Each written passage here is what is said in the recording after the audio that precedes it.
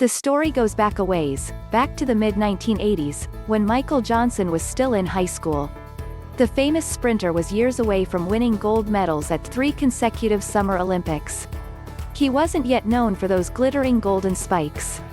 A nerdy kid, Johnson was running track at a small magnet school in Dallas. The team's coach, Joel Ezar, who taught health class during the day, knew only a little about technique but could spot raw talent.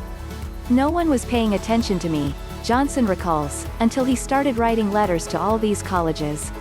Baylor University offered the unpolished athlete a chance to hone his skills with a coaching staff versed in speed and strength training. "It was a critical moment for me," says Johnson, who wonders whether he might otherwise have fallen through the cracks and never become an Olympian. "I made a huge leap when I got to college." This story might sound quaint, but it shows how college sports have served as a vast feeder system, helping the Americans dominate every summer games for the past 25 years and making them favorites to again win a lion's share of medals at the Tokyo Olympics. "People need to know how it works," Johnson says. "They need to understand because the U.S. winning streak could be history.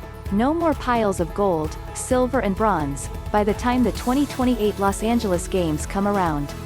Countries such as China, Russia and Germany follow a different method, identifying a relatively small number of prospects at an early age and funneling them into specialized training academies. The U relies instead on its broad network of colleges to serve as a kind of minor leagues. Casting a wide net, this system has a history of identifying and developing talent such as sprinter Carl Lewis and volleyball great Misty May-Treanor. It has given late bloomers such as Johnson, with his awkward, upright style, a few more years to mature. As a result, the American team can choose from thousands of candidates to restock its roster every 4 years.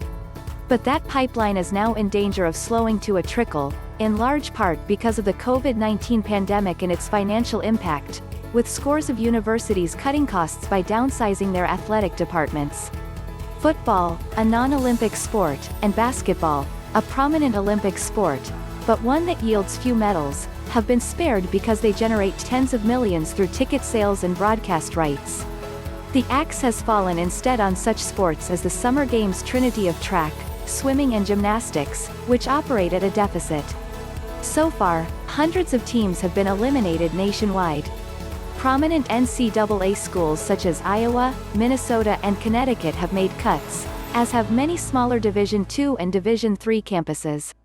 A few universities, including Brown and Clemson, have backed down in the face of public pressure. Stanford, which ranks with USC and UCLA in sending athletes to the Olympics, reinstated 11 teams it planned to drop.